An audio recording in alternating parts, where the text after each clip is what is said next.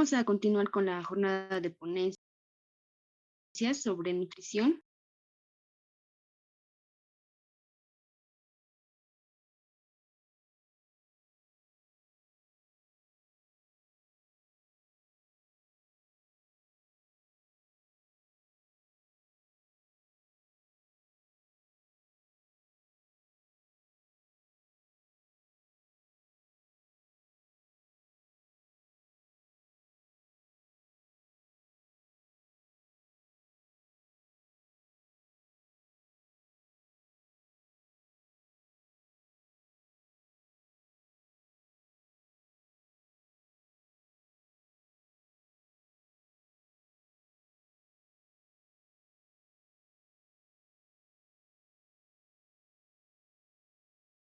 Buenos días. Vamos a continuar con la jornada de ponencias sobre nutrición. El tema de hoy vamos a hacer nutrición en anemias carenciales. La ponente es la licenciada Giselle Paola Núñez Alberta. Es licenciada en nutrición y dietética de la Universidad Mayor San Andrés. Es una gastrónoma profesional de la Escuela de Hotelería. Tiene un diplomado en Educación Superior en Salud. También informarles que al finalizar la conferencia se van a leer las preguntas o dudas que les realicen. Estas deben ser por el chat de Zoom. Y voy a dar paso a la ponente. Muchas gracias, Rosy. Muy buenos días a todos. Espero que estén teniendo una linda mañana y les voy a pasar a compartir el tema designado para hoy, que es alimentación en anemias carenciales. Vamos a tener un pequeño índice donde vamos a ver cada punto respecto a los temas que vamos a tratar ahora. En cuanto a conceptos generales, valores normales hemáticos en la altura, la clasificación, las anemias nutricionales, ya sea la ferropénica y la megaloblástica, la situación en Bolivia con respecto a la anemia y la prevención de la anemia nutricional. A modo de un recordatorio, un refresh en conceptos generales, vamos a ver que la anemia es la disminución de la concentración de hemoglobina debajo de los niveles considerados normales para un colectivo de personas de la misma edad, género y condiciones medioambientales. En este punto se resalta mucho lo de condiciones medioambientales debido a la situación sobre la que estamos expuestos. Quiere decir, las personas que estamos sobre el nivel del mar y las que se encuentran en la altura. También se denomina un conjunto de signos y síntomas que cursan con la disminución de la concentración sanguínea de hemoglobina. Algo bien importante para recordar es que la hemoglobina es un componente de la sangre que se encarga de captar el oxígeno de los alvéolos pulmonares y transportarlo a los tejidos.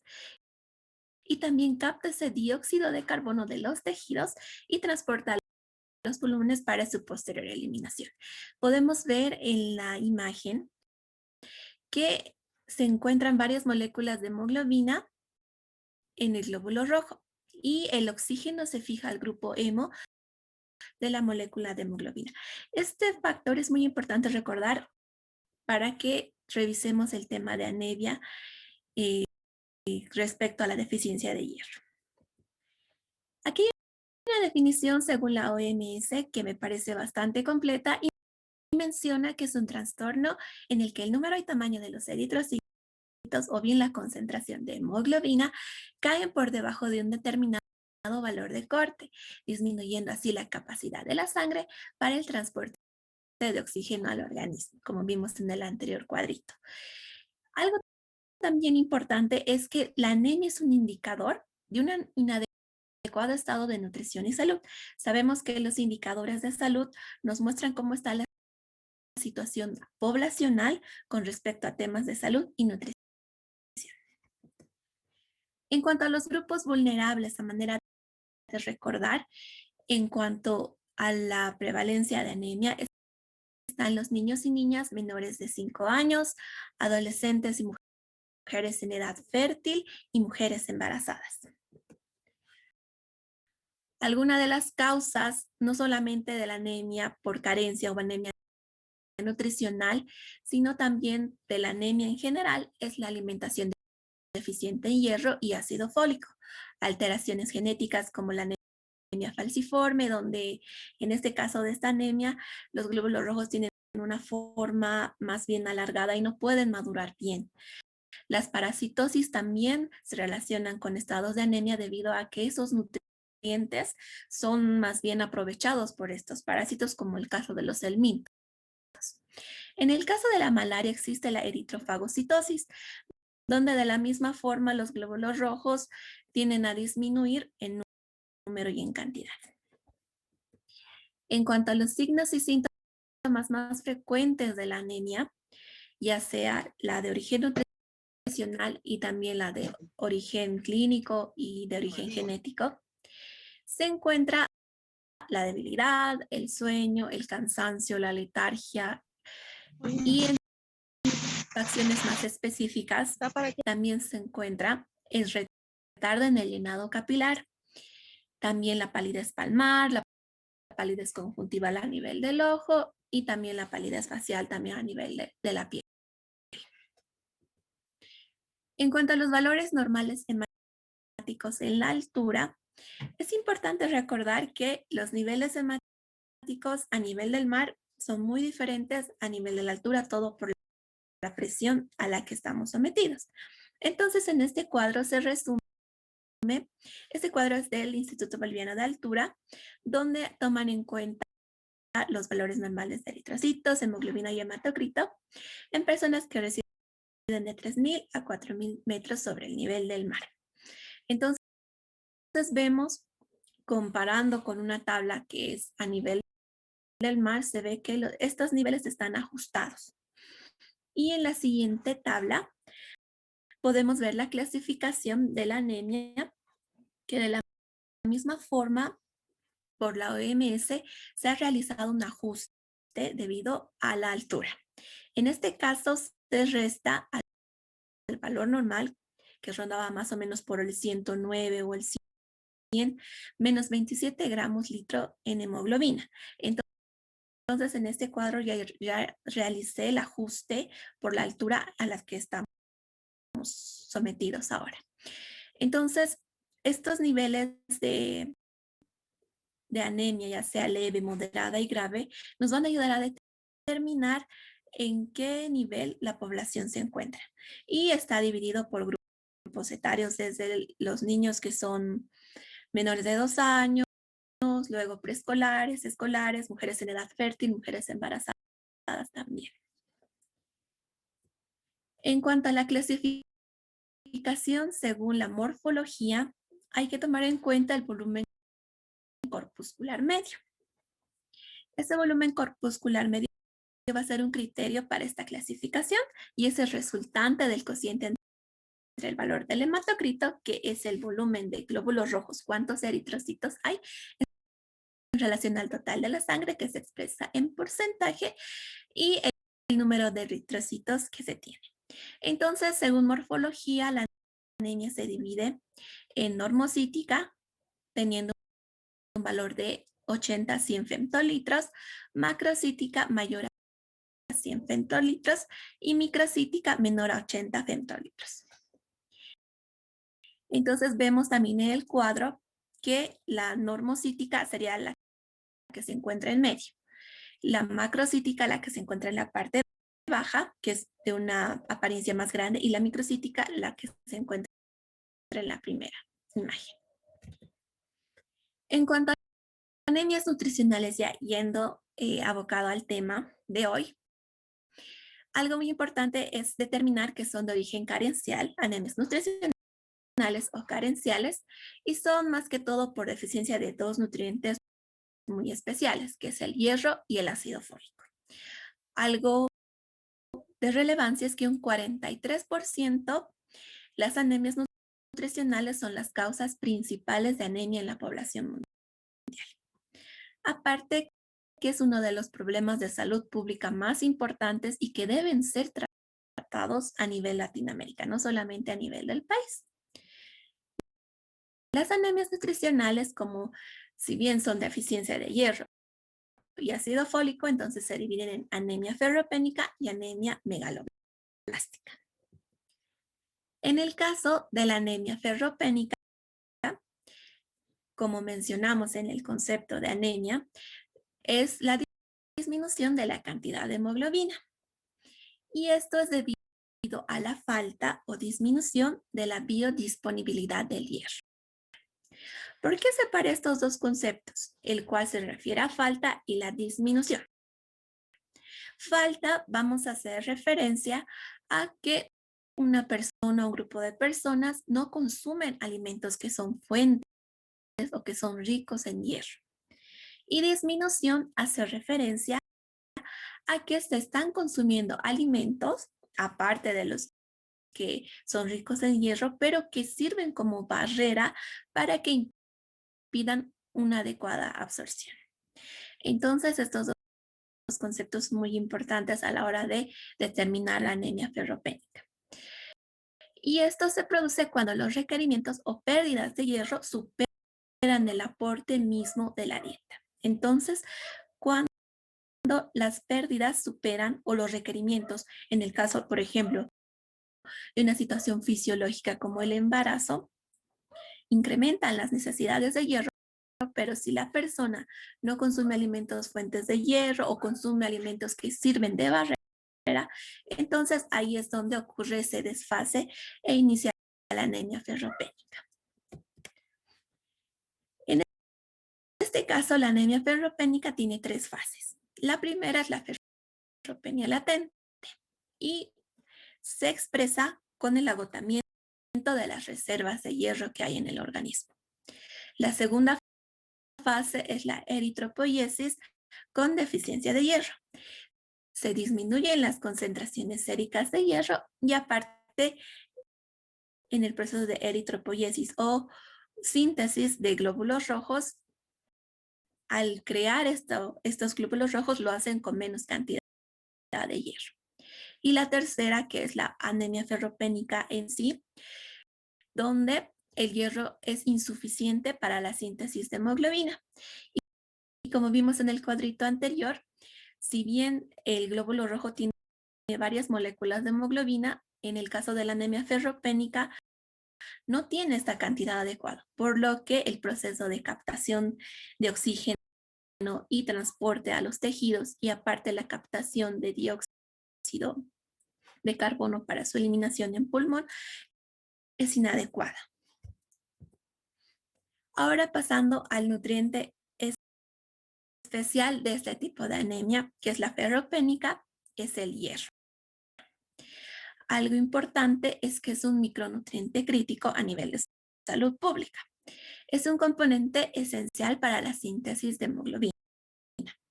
Algo también en cuanto a su almacenamiento es que se realiza en hígado, vaso y médula ósea en forma de ferritina y una fracción como transferrina. La eliminación de este micronutriente es mediante la orina y el sudor. En cuanto al hierro, es transportado por la ferritina y es distribuida al hígado, músculo y médula ósea. En la médula ósea se utiliza para la síntesis de hemoglobina. Y después de esta síntesis de hemoglobina, realizando todo el proceso en el glóbulo rojo que se encarga de captar el oxígeno, llevar a los tejidos y posteriormente recoger el dióxido de carbono y eliminarlo mediante vías pulmonares. Sabemos que el eritrocito tiene 120 días de vida. Entonces, después de este tiempo de vida, pasa al vaso a sufrir el proceso de eliminación. En este caso, el hierro va juntamente con el glóbulo rojo o el eritrocito y se degrada y luego una parte vuelve a recircular a nivel del organismo.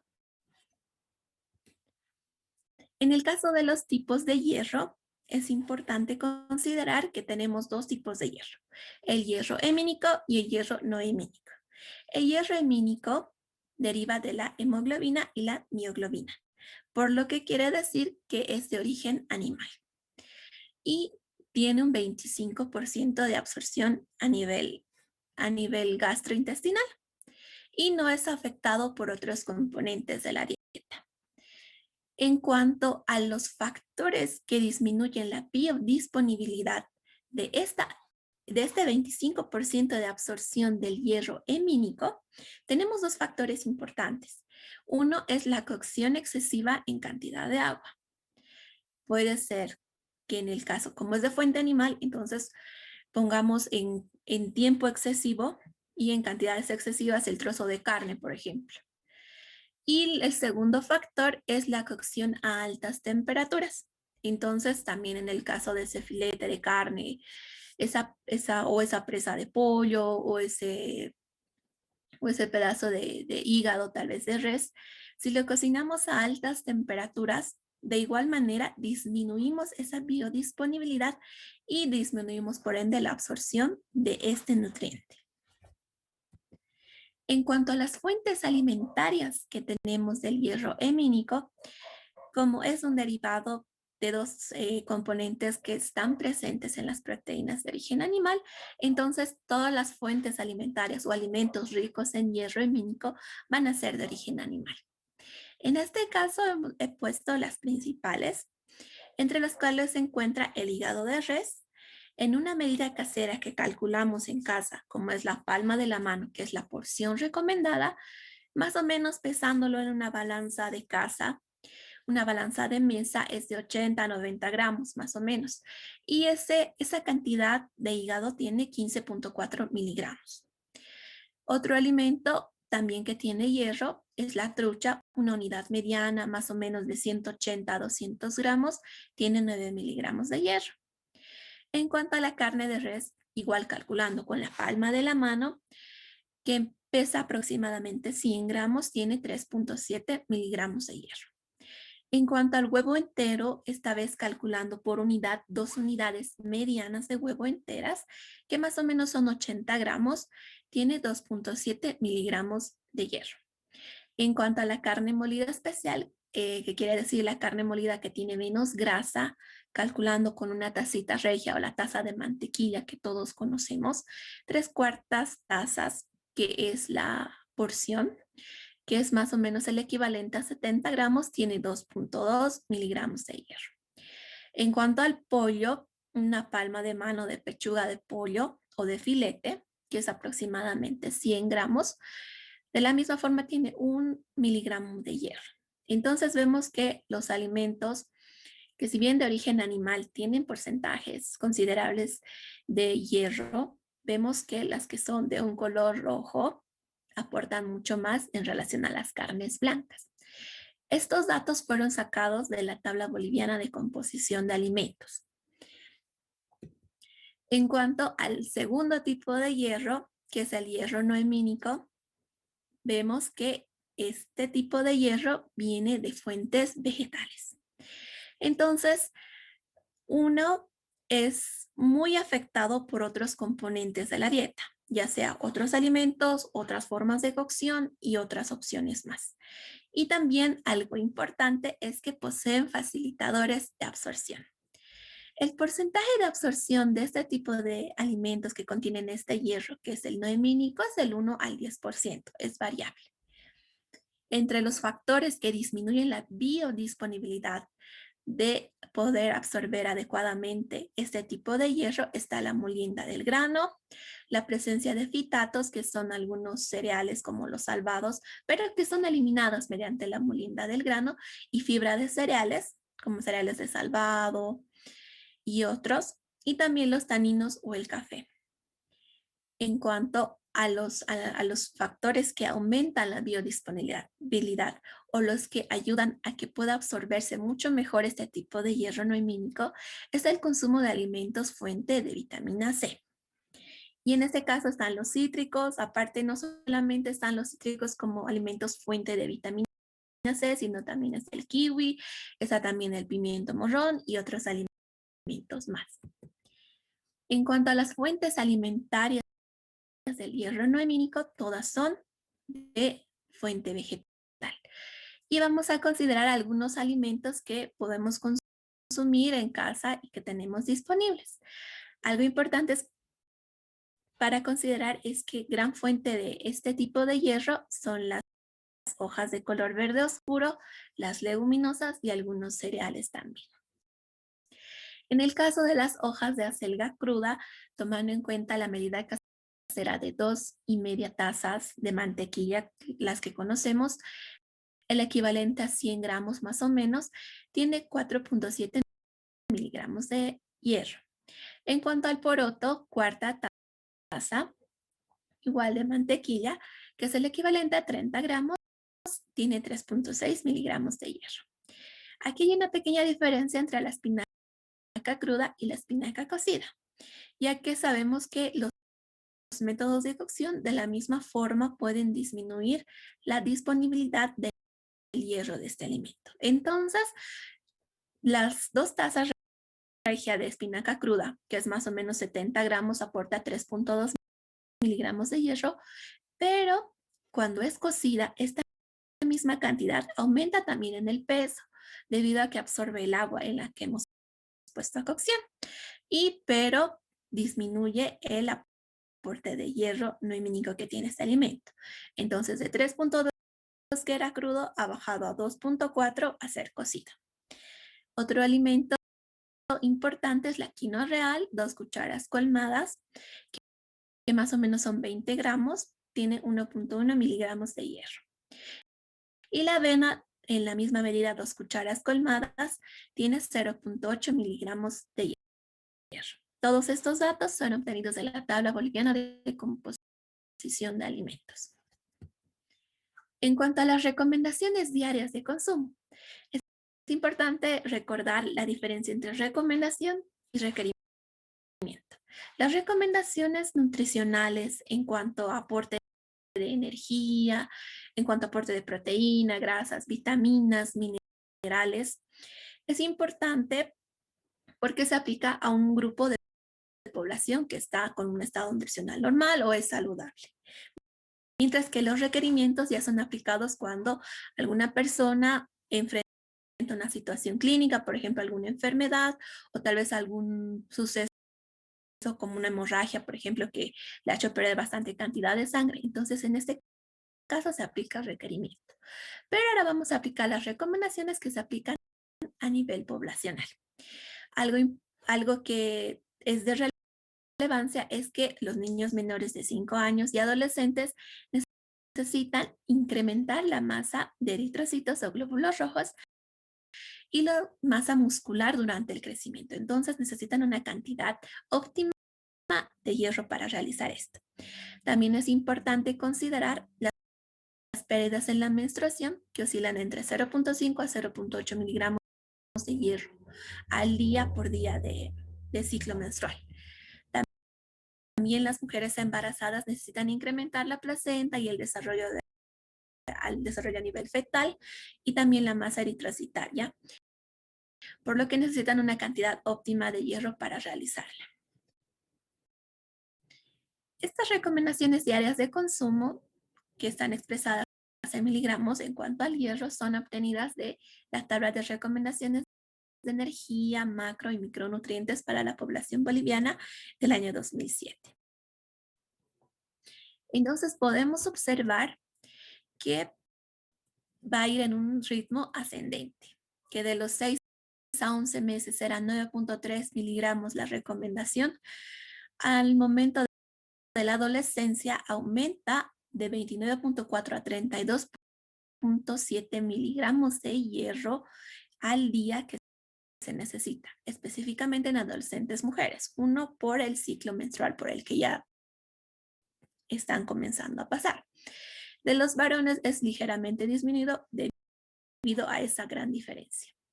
En cuanto a la edad fértil de las mujeres, más o menos de los 18 a los 35, 40 años, igual, la recomendación es de 29,4. En cuanto a la recomendación en varones, es igual, un poco más baja, 13,7 igual, debido a lo del ciclo menstrual.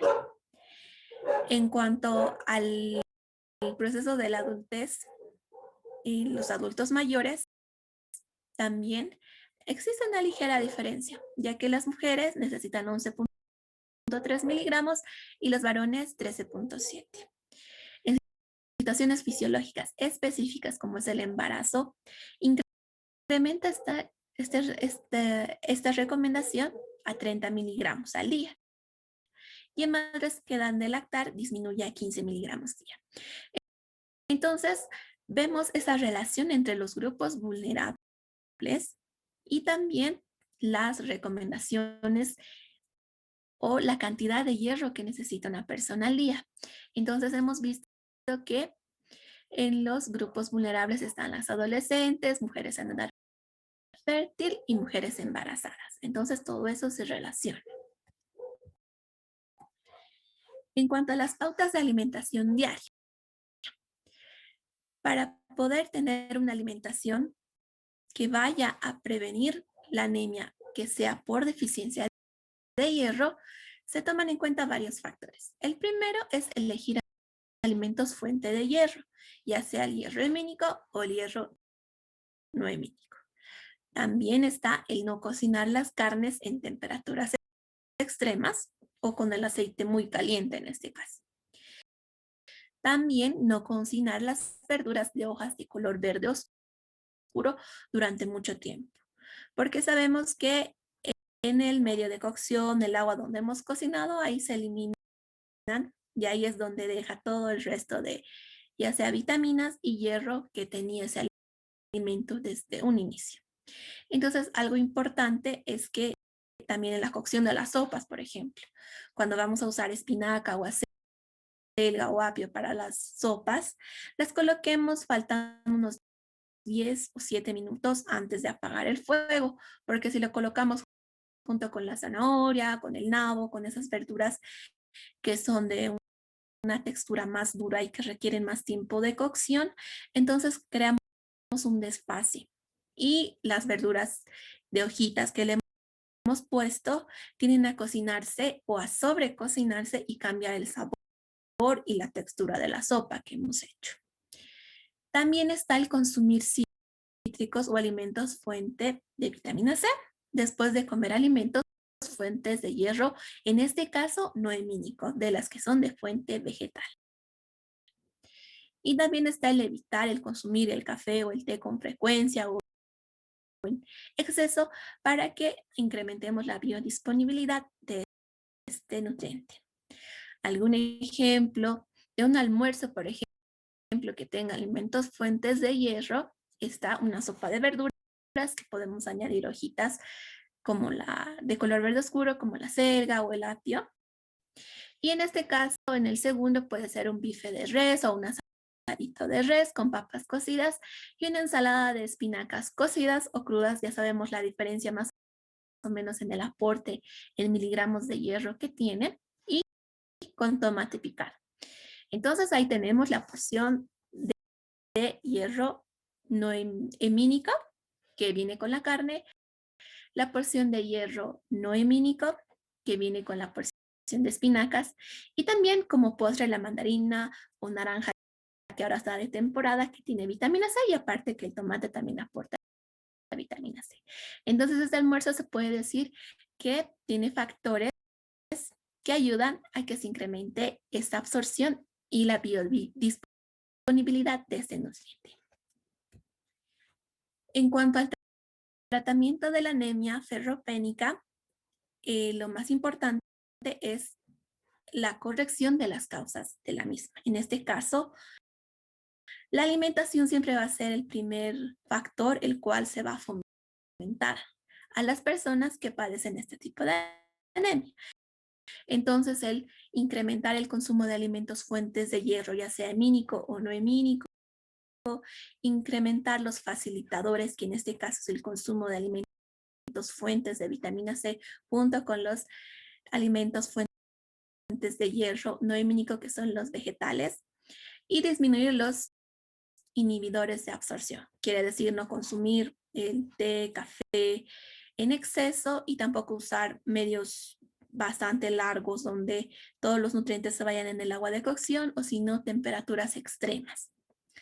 El segundo está en la ferroterapia oral, que en este caso es más como un soporte adicional, pero siempre la base va a ser una alimentación, que constituyen tabletas de sulfato ferroso, que en este caso se brindan a las embarazadas, o los jarabes de hierro también, que a veces les dan a los niños, que tienen anemias ya un poco más progresivas o más complicadas, como la moderada o la severa. Otros tratamientos ya a nivel hospitalario está usar la vía parenteral o la transfusión de concentrado de eritrocitos, pero más en este punto se da prioridad a la alimentación.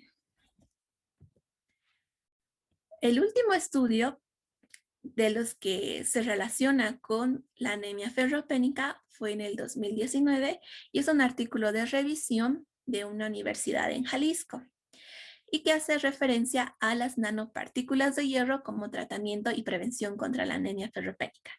Acá les dejo el nombre del artículo y también un código QR para que puedan escanearlo y revisarlo posteriormente con más calma, pero igual les voy a explicar los puntos clave de este tipo de estudio. En este caso, se usa la tecnología de nanopartículas dada por el tamaño que tiene la nanopartícula con hierro como suplemento y dosificación oral. Y también aquí sugiere el uso del biopolímero quitosano, que es derivado de la quitina. La quitina está presente en los crustáceos y otros tipos de alimentos. Y se añade a esta quitina que se convirtió en quitosano, se añade el hierro. Entonces, este tipo de producto o este compuesto que se ha elaborado permite una liberación controlada que protege y aumenta también el grado de biodisponibilidad del hierro. Y aparte que disminuye los efectos secundarios gastrointestinales de las sales de hierro. Entonces, buscan mediante este estudio usar la tecnología para disminuir los efectos secundarios que pueden existir por alguna terapia que incluye hierro. En este caso, las sales de hierro tienen efectos secundarios como la diarrea, estreñimiento o algún otro malestar a nivel gástrico.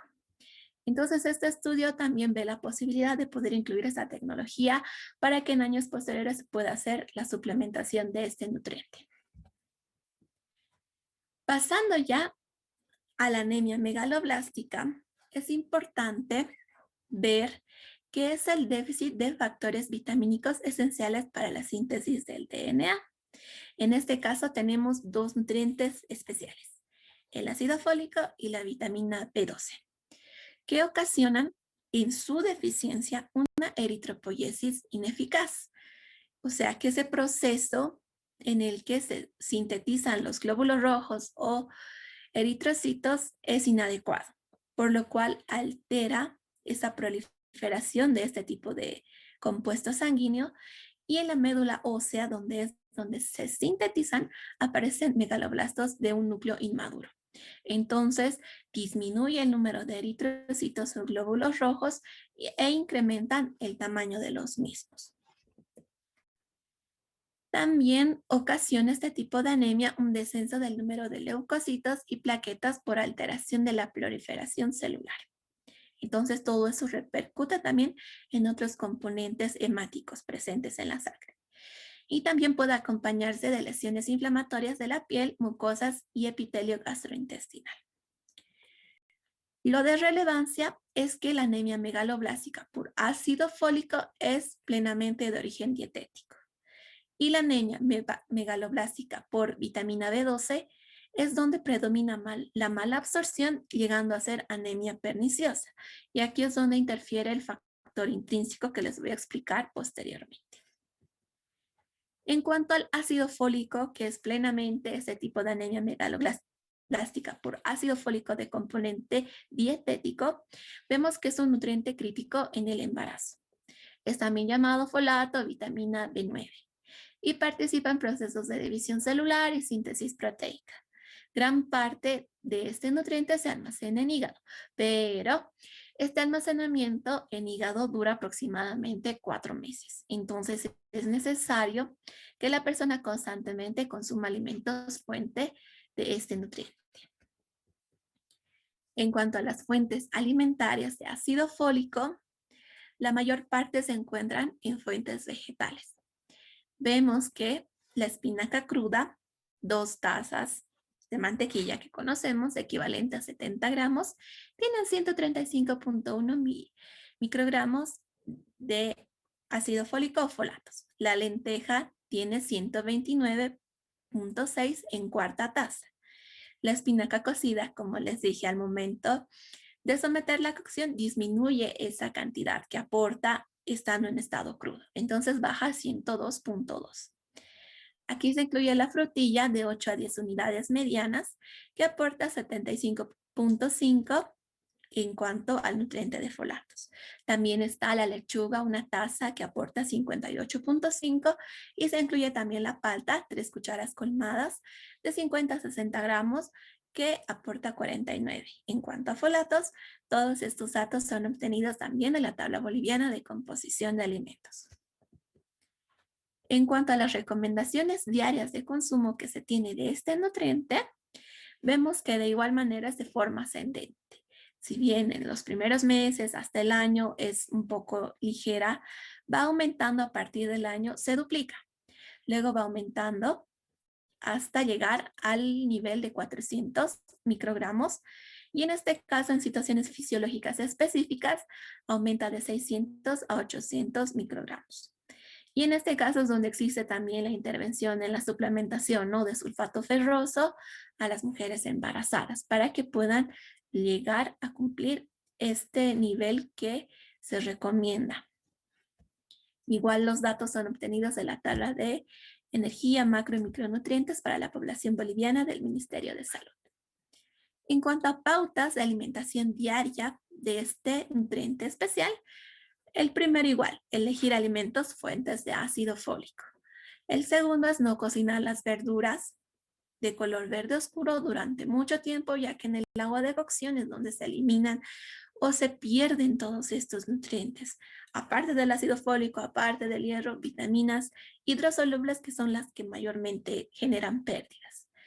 Y también el consumir frutas de 2 a 3 veces al día, en específico, por ejemplo, las frutillas, que son alimentos fuentes o ricos en ácido fólico. Otro ejemplo de algún almuerzo que tenga ácido fólico y que también tenga un porcentaje de hierro considerable, está una sopa de acelga, que en este caso tiene ácido fólico, que no esté sobrecocida, mucho ojo. También pollo dorado, arroz con verduras y ensalada de lechuga, que también es fuente, tiene un porcentaje considerable de ácido fólico, la palta también y el tomate. Y el de postre papaya en trozos, por ejemplo. Pasando ya a la vitamina B12, que es el otro nutriente especial en cuanto a la anemia megaloblástica, vemos que dan origen a las cobalaminas, están involucradas en la utilización de folatos como coenzimas para la maduración de los eritrocitos y también ayudan en la mielinización del cerebro, médula espinal y nervios periféricos. Sus alimentos fuentes de este nutriente son las vísceras y las carnes rojas. Lo más relevante es que el almacenamiento, al igual que del ácido fólico, es en hígado, pero el de vitamina B12 es de más duración que el de ácido fólico. Entonces, no hay muchos casos, digamos, de deficiencias de vitaminas B12, porque al tener un mayor tiempo prolongado de almacenamiento, entonces genera esa reserva especial que si dura bastante tiempo, evita que podamos llegar a este tipo de anemia.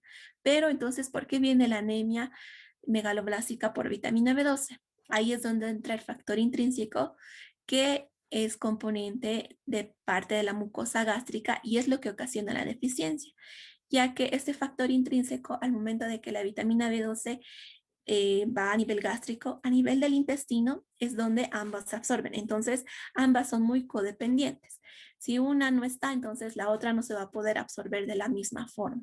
Y esta falta de factor intrínseco puede ser por daño en la mucosa gástrica o algunos factores autoinmunes que lleguen a afectar su síntesis o el número de factor intrínseco que haya en el organismo. En cuanto a las repercusiones que tiene la anemia, ya sea de origen clínico o de origen nutricional, existen varias que llevan a lo largo del ciclo de la vida. Disminuyen el bienestar físico y mental, incrementan en el caso de mujeres embarazadas y recién nacidos, el riesgo de que los niños sean prematuros y también que exista mortalidad neonatal. También incrementan el riesgo de bajo peso al nacer, y si un niño tiene un bajo peso al nacer, es un factor de riesgo también de mortalidad en cuanto a la vida que se pueda tener el neonato, incluso al desarrollo que necesita. También a nivel de los niños, ya que sean mayores de un año, donde ya comienzan a partir de los 6 meses, ¿no? Ya tienen las etapas de desarrollo. Igual afecta el desarrollo cognitivo y el aprendizaje en niños preescolares, en niños escolares, en adolescentes, y por ende un niño que tenga anemia no va a tener ganas de estudiar, no va a tener ganas ni de jugar, ni de hacer tarea, ni de alguna otra actividad. Entonces, si esa persona, si ese niño sigue creciendo y sigue manteniendo la anemia, aparte de que tenga consecuencias clínicas, también va a repercutir en la capacidad física y el desempeño laboral. Entonces, cuando esa persona sea adulta, no va a poder trabajar al 100%, va a ocasionar también algunos problemas en el trabajo, tal vez por el cansancio, falta de atención, llamadas de atención. Entonces, por eso se considera un problema de salud pública, ya que afecta a nivel del todo el ciclo de la vida. Y ya yéndonos directamente a la situación en Bolivia, revisando la encuesta de demografía y salud hecha el 2016 y que se hace cada 8 años, que es el ETSA, donde toma en cuenta factores de salud y nutrición como la anemia, la suplementación, también toma en cuenta factores socioeconómicos, socioculturales, también de alfabetización. Es recopilado en cuanto a la anemia estos 3 datos iniciales. Primero, que el 68.9% de los niños de 12 a 23 meses, más o menos de 1 a 2 años, tiene anemia, del cual el 43.1% es de tipo moderada. Entonces vemos que más de la mitad de los niños tienen anemia. Y de ese más de la mitad, de ese más 68%, casi la mitad de esos niños que tienen anemia tienen el tipo de anemia moderada. No están en la leve, que se puede intervenir con alimentación y reforzar los hábitos en cuanto a consumo de alimentos, sino también que ya está lleno en un camino a que pueda progresar a anemia severa. Otro dato que es de relevancia es que en Oruro, Pando, La Paz y Potosí tienen la prevalencia de anemia moderada incrementada. Entonces, Oruro tiene el 40.8% de prevalencia de este tipo de anemia de nivel moderado. Pando tiene el 39%, La Paz el 38% y Potosí el 35.5%. Entonces, las estrategias en salud pública deben abocar a la educación y también la detección, ¿no?, de casos de anemia en estas poblaciones vulnerables. Lo tercero es que Oruro, Pando y Potosí tienen la prevalencia de anemia severa incrementada. Entonces, ese tipo de anemia que ya es más de un carácter más profundo, que es más complicada de tratar, incluso vemos que 3 departamentos tienen de entre 6.8 a 6.2% de prevalencia de la capacidad de desarrollar o de complicarse anemia severa incrementada. Entonces, las estrategias de salud pública deben rondar no solamente en educar a la población, sino también concientizar acerca del consumo de alimentos fuentes de hierro, ácido fólico, y también tomar en cuenta los inhibidores, los facilitadores de la absorción. En cuanto a la prevención que se tiene, existen varias estrategias que se aplican a nivel de salud pública y a nivel también comunitario y de la familia. Lo principal va a ser siempre, en el caso de las anemias de origen nutricional o de origen carencial, es la educación alimentaria nutricional. Empoderar a la familia acerca del conocimiento que se tienen de alimentos que son fuentes de hierro y ácido fólico para que los utilizan en su alimentación y vean la manera de poder incorporar de acuerdo a la temporada, de acuerdo a la capacidad que tengan de preparar o de incluir o de variar su alimentación. Entonces ahora estamos en temporada, por ejemplo, de las naranjas, las mandarinas, en los cuales son fuentes o ricos en vitamina C, entonces se puede aprovechar eso este tiempo. También el conocer facilitadores e inhibidores de la absorción es una buena estrategia, que la familia sepa o que cada uno conozca que el consumir té o café en exceso puede influir en que el hierro que está consumiendo en su asadito o en el hígado no se esté absorbiendo de la mejor manera. Entonces, otras estrategias también ya dedicadas a salud pública, intervención a nivel de centros de primer, segundo nivel, está la suplementación a mujeres embarazadas o café en exceso puede influir en que el hierro que está consumiendo en su asadito o en el hígado no se esté absorbiendo de la mejor manera. Entonces, otras estrategias también ya dedicadas a salud pública, intervención a nivel de centros de primer, segundo nivel, está la suplementación a mujeres embarazadas, las cuales les dan esas tabletas de sulfato ferroso para que puedan cumplir con esas recomendaciones diarias de hierro y ácido fólico que necesita. También el pensamiento tardío a los recién nacidos, que hay estudios que demuestran que igual ayuda a prevenir la anemia en los niños recién nacidos.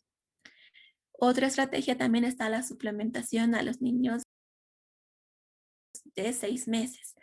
Y esto es algo conocido en centros de primer, segundo nivel, que al momento de que un niño cumple los 6 meses, ya iniciamos alimentación complementaria con alimentos ya sea en forma de papilla, puré, comenzamos con arroz, comenzamos con verduras como zanahoria, comenzamos con zapallo y otras más, y donde a la mamá le damos esa indicación de que le dé las chispitas nutricionales que algunos deben conocer.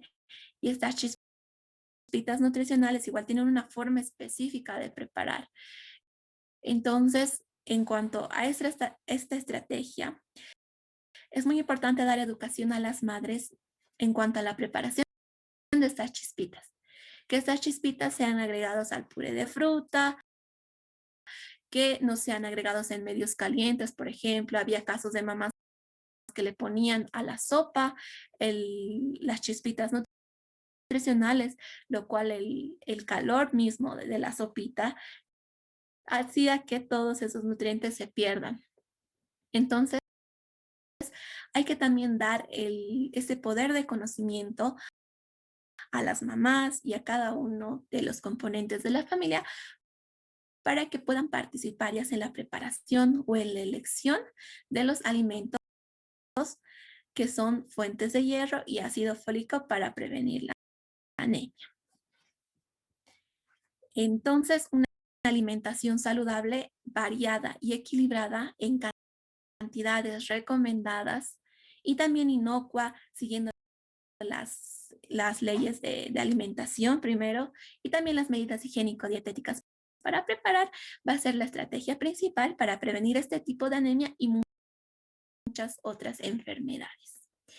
Eso es todo por mi parte. Ahí está mi correo por si alguna vez tienen alguna duda y quedo atenta a sus preguntas. También os voy a tomar un screen para que puedan verla posteriormente.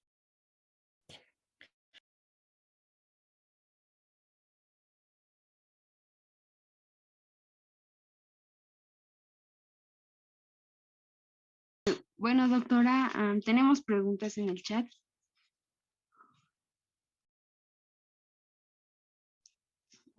Jaguira Maciel nos dice, ¿por qué se debe consumir alimentos con fuente de vitamina C después de haber consumido alimentos con fuente de hierro? Perfecto. Los alimentos fuentes de vitamina C, ese componente antioxidante ayuda a que ese hierro, en el caso del que es no hemínico, que es de fuente vegetal, pueda absorberse de la mejor manera. Entonces es más un poder antioxidante el que tiene. ese tipo de alimentos.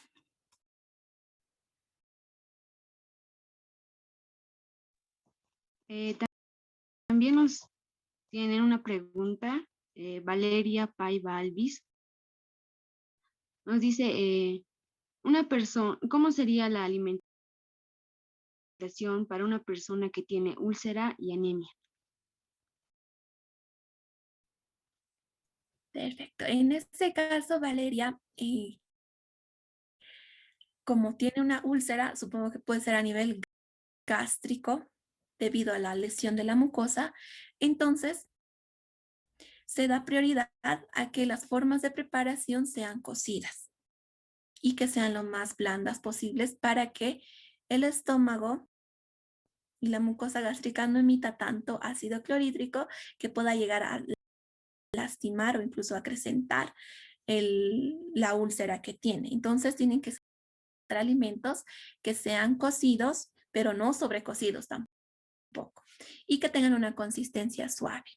Y en el caso de las carnes, puede optar por carnes como la carne molida especial o la carne de pollo.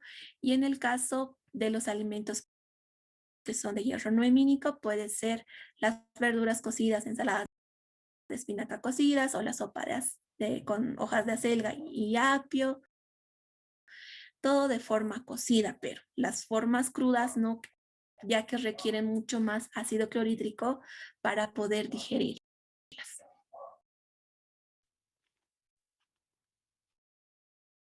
Tenemos también otra pregunta de Yael Sosa.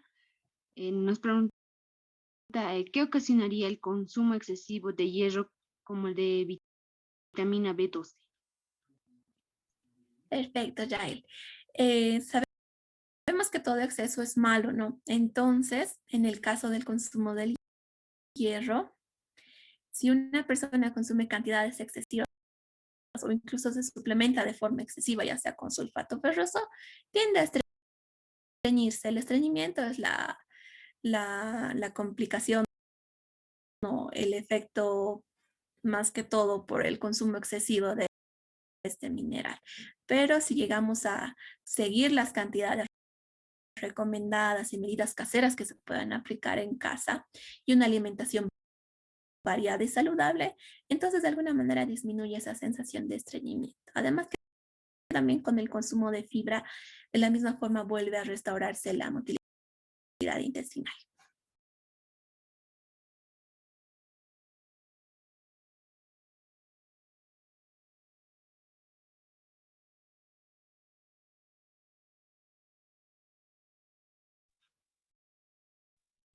Bueno, doctora, creo que eso es la última pregunta esa.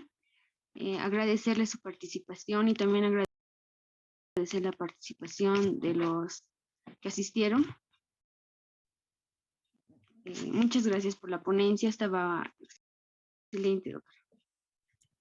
Muchas gracias por la invitación y a recordar algo más, algo muy importante, ¿no? Que es también conocimiento, creo, de todo el medio, y es el de la remolacha, ¿no? Que dicen que es rica en hierro, que ayuda a la anemia y todo eso, por lo que tiene ese colorcito, ¿verdad?